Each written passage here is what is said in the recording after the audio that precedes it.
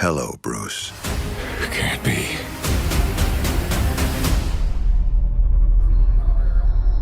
Neesin, I'm here with the stars of Batman, the Doom that came to Gotham, Tati Gabrielle and Christopher Gorham. Did I say it right? It's Grant. I didn't want to say Gorham. We're keeping this, by the way. Gorham.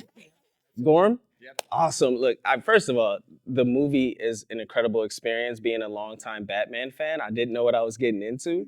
And so I just wanted to ask both of you guys, how was it stepping in the Elseworld Batman world? Not just the typical, Gotham City, but more so back in the day, like early 1900s horror Gotham.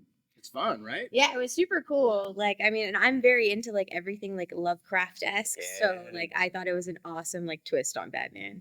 That's a great comparison. Yeah, same. I seeing Batman placed in an entirely new world, an entirely new time, is really fun. It like resets the whole franchise in a really fun way. So you play Oliver Queen, Yeah. right? Which is more so like a Knights of Templar character in this one.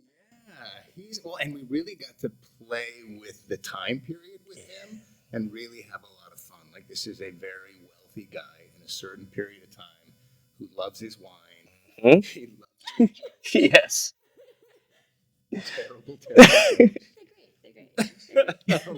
But he loves his friends, so like he really comes through in the end. So you played Flash on numerous other DC properties. How was it finding the voice for Oliver? And really, you said I was going to bring up the wine and jokes and just really honing into that different personality, because we really don't really get that on the other Batman and DC properties when Oliver crosses over. So how was it finding that? It was fun. It was a process. It was an experimentation. Like Wes Gleason, who directed the voice actors, and I worked it out in the session. We came in and it was interesting trying to find an accent that didn't feel like a heavy accent. It doesn't stand out too much, but does place this guy in a certain time and place. And you play a character that is new to Batman, Li Cain, Yes. right? So just how was it now? You didn't have any research of this character, right? But so like Li Cain is actually like an Elseworlds mashup of Tim Drake, Cassandra Cain, and Mhm. Carrie Kelly. And so like I did a little bit of research into all three of those people to try to see if I could like put them all together, but still have my own like personal take on Kylie and what she stood for, which was really fun. Like, and I like the freedom of that, of being able to bring a new character to this world.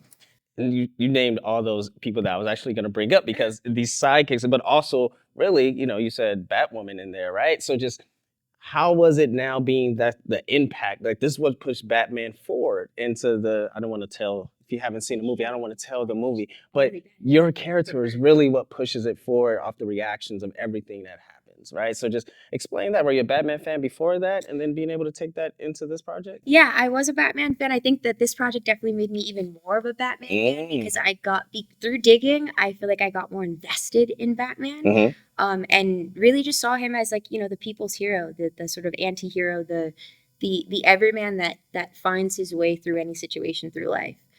So yeah, it was fun to be able to have to dive into that world in that way, and like I feel like it made me closer to Batman and closer to Kylie for it.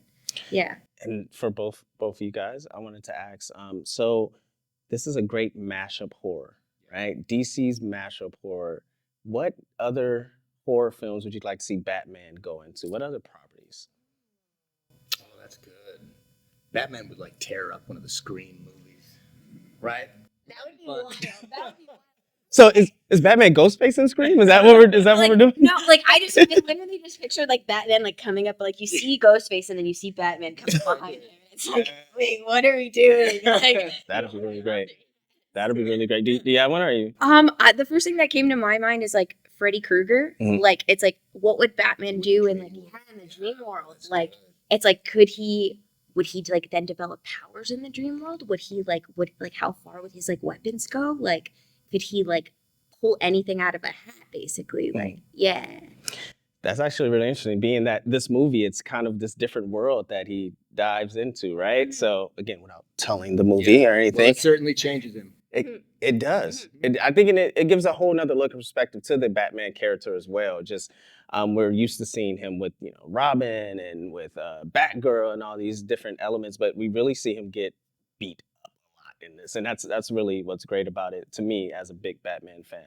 My final question I really wanted to ask, being that this is a different Batman property, what is the most other, how do I say this? What is the different character, not your respective characters, what's another character that you related to in this film? Oh. Let's see. Well, Frank, I kind of related to Kylie, you know? It's because I often feel like I have no idea what's happening. That was her the whole film. I'm not sure what's happening. Yeah. I feel like for me, I feel like Sanjay, like, is somebody that I really connected to, just him being like a goof, still super smart, but just being a bit of a goof and like wanting to play around a bit. That very much like fits into how I move through life. So Sanjay is somebody I really connected with. Well, thank you guys for stopping by. I hope you guys have fun at WonderCon. Thank you.